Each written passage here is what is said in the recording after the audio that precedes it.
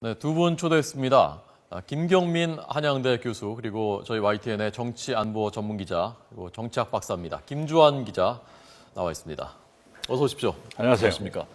아베 총리의 행보가 지금 미국에서 뭐 거침없다고 해야 될까요? 좋은 말로 하면 거침없는 거고 심상치가 않나 보이기도 하고요. 하나씩 시간 순서대로 좀 짚어보도록 하겠습니다. 먼저 하버드대 보스턴 근처 가서 하버드대 어제 강연했는데 뭐 뒷문으로 들어갔다고 하는데요. 네. 어떻게 보셨습니까, 교수님? 원래 뭐 뒷문으로 드나드는 사람이 떳떳한 사람이 있습니까? 예. 그러니까 과거사 문제에 그 진심을 꿰뚫어 볼 때 떳떳하지 못하다는 그런 우리가 그 행동으로 봐야 되겠죠. 예. 떳떳하다면 정문으로 가야 될 텐데 네. 왜 뒷문으로 들어갑니까? 예. 인신매매라는 표현이 지난번에도 한번 썼었던 표현이지 않습니까? 위안부 문제에 대해서요. 네. 인신매매. 어떤 생각을 가지고 이 인신매매라는 어제 그 발언을 보면 인신매매 피해자다. 한국계 학생으로 알려져 있는데 한국계 학생이 이 위안부 문제 질문을 하니까 인신매매 피해자다라고 하면서 기존에 했던 발언을 그 토시 하나 안 틀리고 그대로 발언을 했고 네. 뒷문으로 간 건 앞에 그 저희 그 위안부 피해자였던 이용수 할머니들이 이제 그리고 하버드 학생들 몇 명하고 1인 시위를 하고 있었거든요. 이제 그걸 피하기 위해서 뒷문으로 케네디 스쿨을 뒷문으로 들어갔다 이렇게 지금 보도가 나오고 있습니다. 예. 인신매매라는 말이요. 좀 그 나름대로는 머리를 많이 쓴 거죠. 약간 성의를 표시하는 것 같기도 하고 그런 거죠. 어떻게 해석을 해야 됩니까? 과거사를 직시하지 않고 있다 이렇게 봐야 되겠죠. 예. 과거사를 직시한다면은 뭐 가슴 아프다 뭐 이런 유행과 구절 같은 그런 소리에서 됩니까?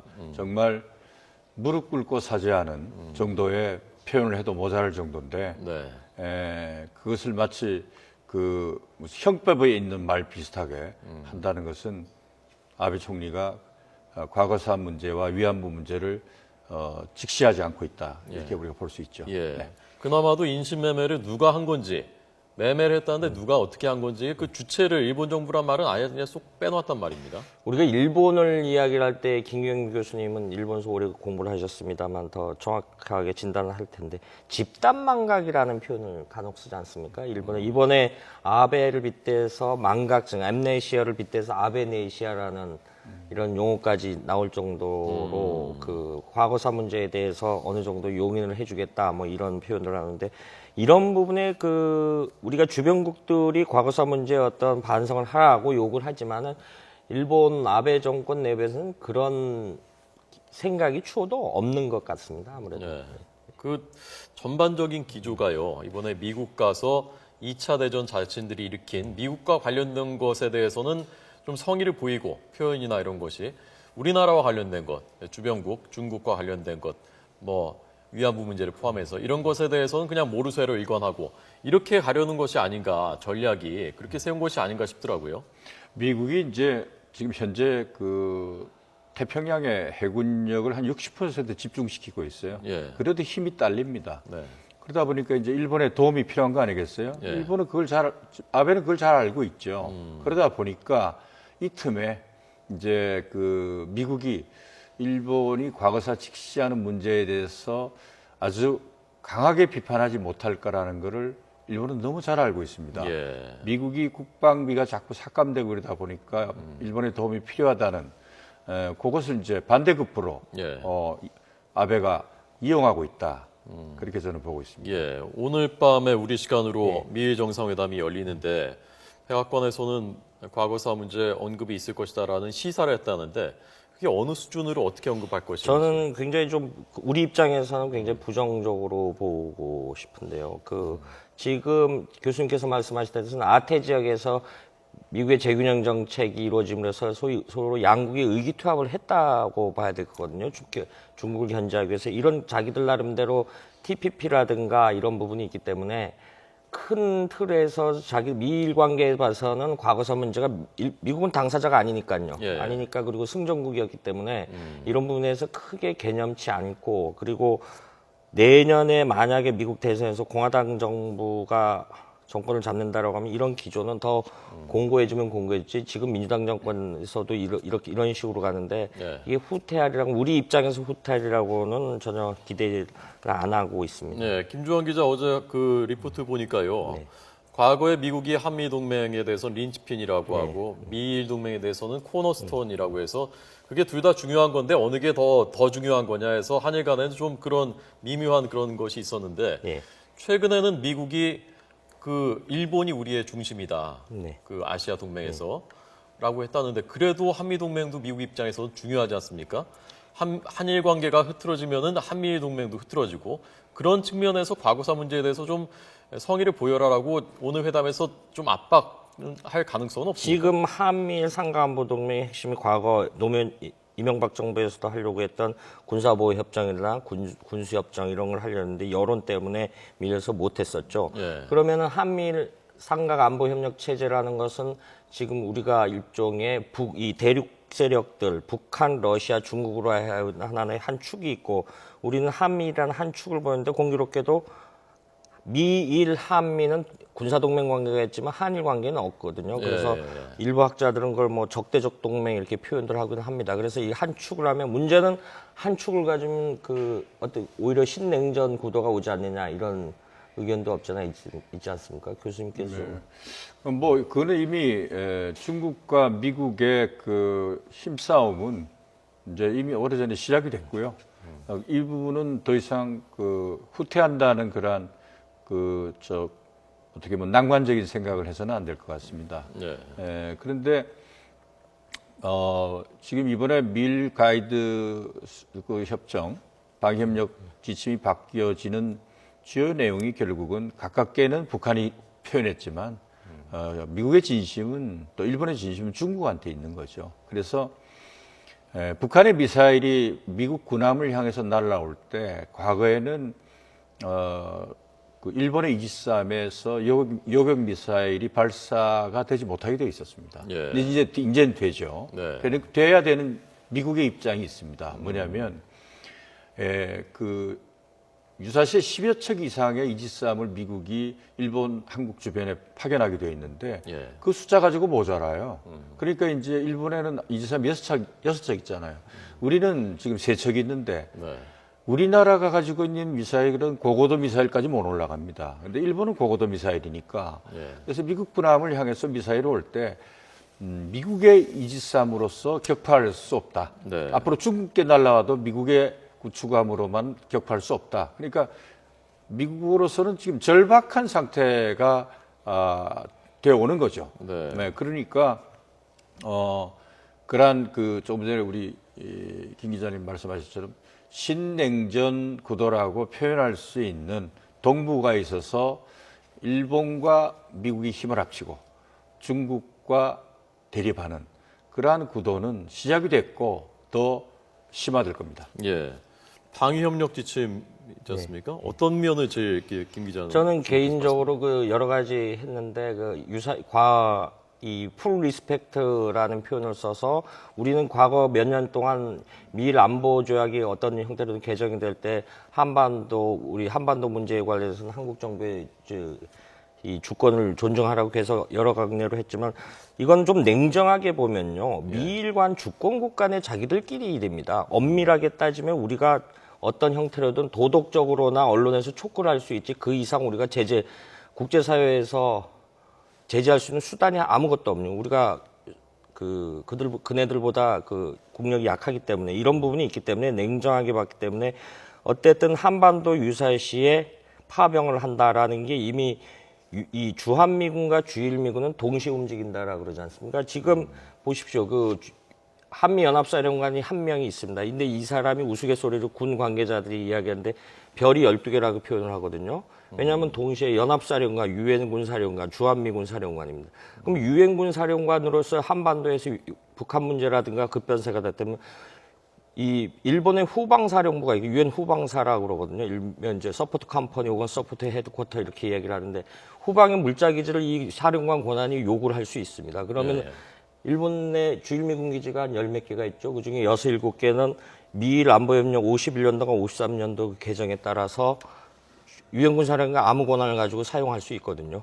이런 식으로 하면 그런 형태로 해서 한반도 위기 사태가 났을 때 유엔군의 협력을 받아가지고 한반도에 어떤 형태로든 개입을 할 수 있겠죠. 근데 그건 주임미군이 움직이는 거고 지금 그 문제가 되는 것은 자위대가 일본 자위대가 아니죠. 그건 아니죠. 그 과거 51년도에 우리가 6.25 전쟁 때 보면 원산 앞바다에 유엔에 소속으로 해서 그 지역이 뭡니까? 그 소해정들이 와서 기뢰 제거했는데 예. 일본도 유엔 회원국이거든요. 예. 집단방위 조약, 안전보장 조약에 따르면 자위대원들을 그린벨에 씌워놓고 출동을 시키면은 자위대가 실질적으로 오는 거죠. 저는 그런 형태로 봐야 될 것 같습니다. 우리나라가 동의를 했을 때만 일본이 집단적인 자위권을 한반도 주변에서 만약에 유사시에 행사할 수 있다라는 것이 명기되지 않았습니까? 네, 그러니까 집단적 자위권은 예. 이제 일본의 동맹국이 미국이 공격을 받을 때武力을 사용할 수 있다. 예, 예. 이전까지는 네.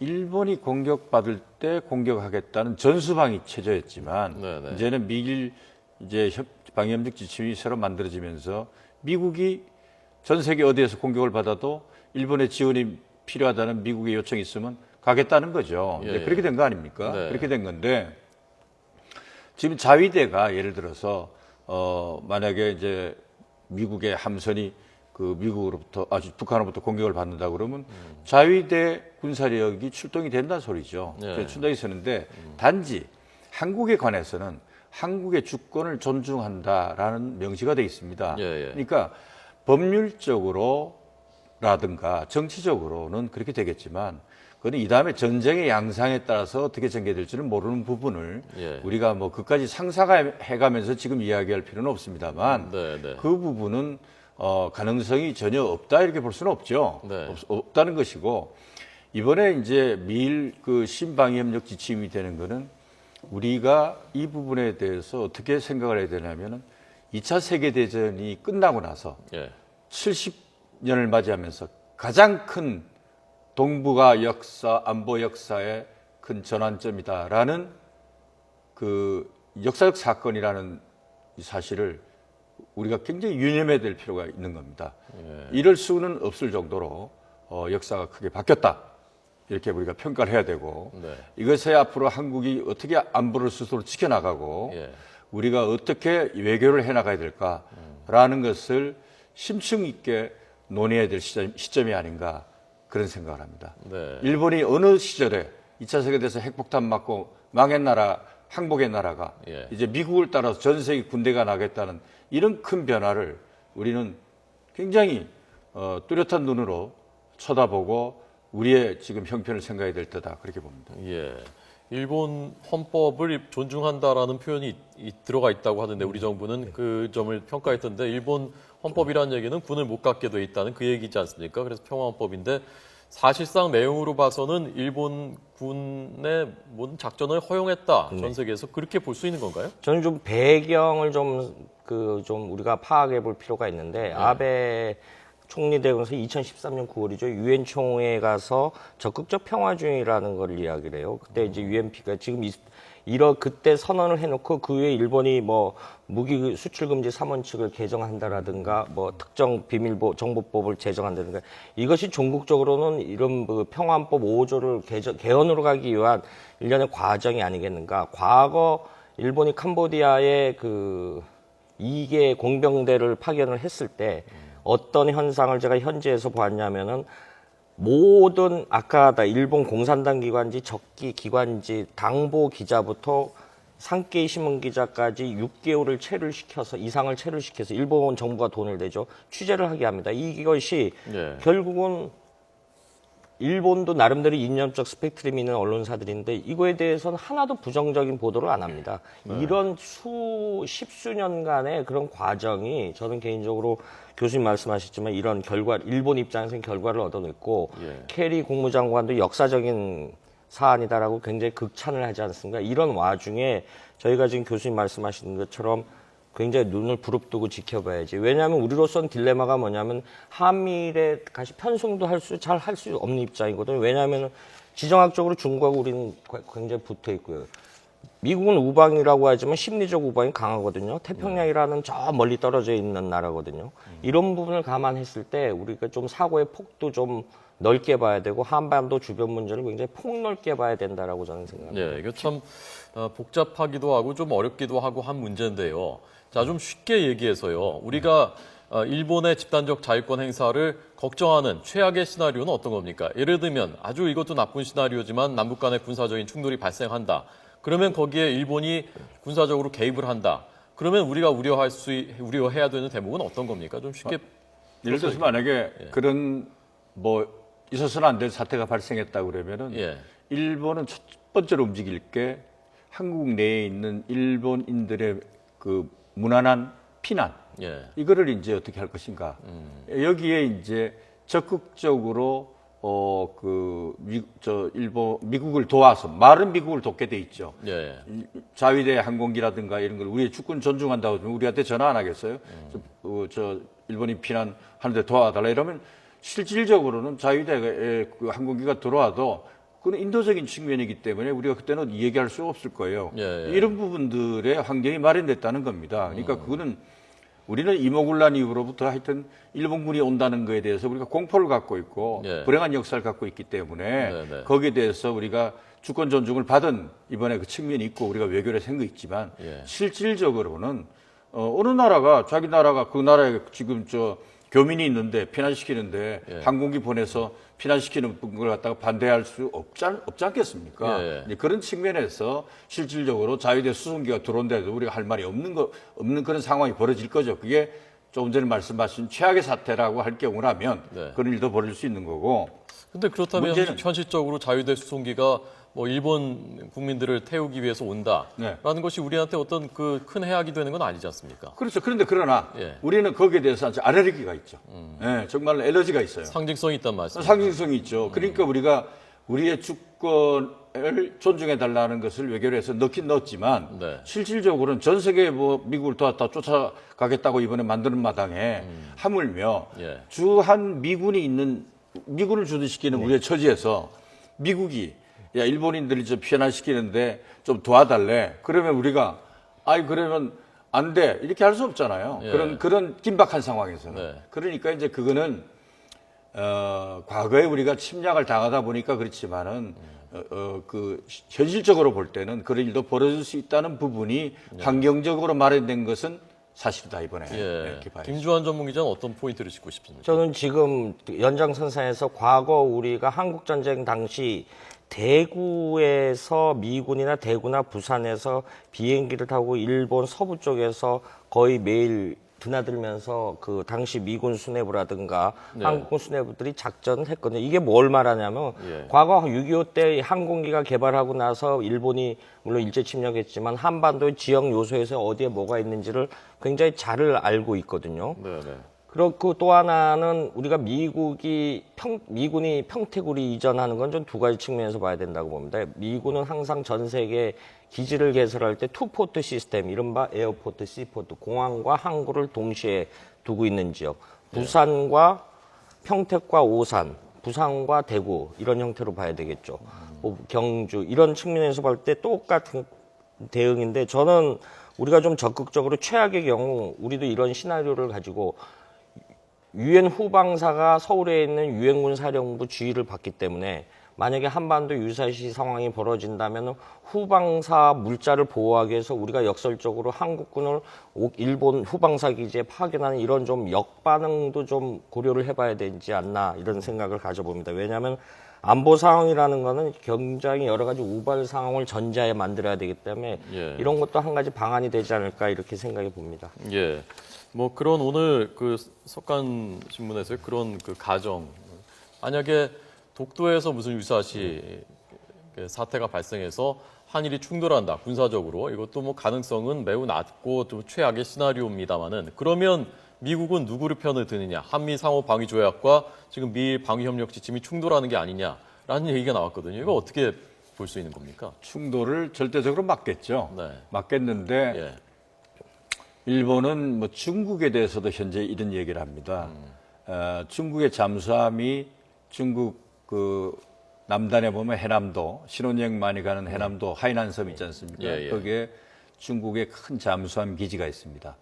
그거는 이제 잠수함이 이게 물 위에 떠서 있는 게 아니고 해저로 들어갑니다. 그래서 동굴을 파서 그 안에 들어가거든요. 그런데 그 잠수함이 드나드는 걸 미국하고 일본하고 잠수함들이 다 파악하고 있습니다. 예. 그 정도로 해군력에 있어서 특히 잠수함 전력은 중국이 꼼짝도 못할 정도로 다 알고 있다 이렇게 돼 있거든요. 예. 네, 그런 관점에서 우리가 이 상황을 어떻게 보면 좀 미국과 일본 간의 지금 문제가 아닌가 이렇게 지금 바라보는 측면이 있는데 예. 그것이 아니고 한국이 앞으로 어떠한 우리가 그 스탠스를 취하고 나가야 될 것인가 이 부분에 대한 이 국가적 논의가 굉장히 좀 중요하다 저는 그렇게 보고 있어요. 예, 예. 그리고 질적인 측면에서는 지금 일본의 해군력이 중국을 훨씬 앞섭니다. 근데 그런 가운데서 미국이 지금 한일 간에 있어서 우리가 한일 관계가 안 좋다 보니까 미국이 오히려 지금 샌드위치가 돼 있는 지금 이런 형국이거든요. 예. 그래서 미국과 일본이 지금 아베가 가서 이런 일을 만들고 있고 정상회담을 하고 있고 이런 부분을 우리는 굉장히 중대한 사안으로 이걸 지금 받아들여야 될 문제입니다. 예, 예. 중대한 사안을 받아들이고 우리의 지금 대책을 말해야 될 문제인데 네. 이것을 이제 자위대가 세계를 뛰어다닌단 말이야. 이런 그 남의 나라의 이야기 비슷하게 하는 것이 아니고 우리 목전에 닥친 사실이다. 예. 이렇게 봐야 되겠죠. 마지막으로 덧붙일 말씀 있으면 김 기자. 지금 우리가 한일 관계를 볼 때 과거사 이야기를 하는데 이 중국과 우리나라는 일본에 대한 게 그 굉장히 역사학자들이 많이 쓰는 표현이죠. 과거사 문제, 역사는 국경을 넘으면 분쟁이 된다라는 유명한 말이 있습니다. 이것이 난징 사태나 우리는 이제 일제 침략이라든가 이런 부분에 있어서 굉장히 좀 감정적으로 대응하는 거고 왜 과거사 표현 안 하냐, 사죄 안 하냐 이 부분 단선적으로 접근하는 시각이 굉장히 강한데요. 저는 과거사 청산 노력은 하되 앞서 말씀드린 여러 가지 우리의 외교안보적인 노력은 굉장히 적극적으로 해나가야 된다고 봅니다. 두 가지 다. 예, 알겠습니다. 오늘 오늘 밤이면 미일 정상회담이 열립니다. 아베 총리가 오바마 대통령을 만나게 됩니다. 그래서 저희가 그 사진으로 봤는데 같은 곳을 바라보게 될 것인지 어떤 얘기들이 과거사 문제에 대해서 어느 정도 수준의 수위의 얘기들이 나올 것인지 지켜보도록 하겠습니다. 내일 결과도 자세히 분석을 하겠습니다. 오늘 두 분 잘 들었습니다. 고맙습니다.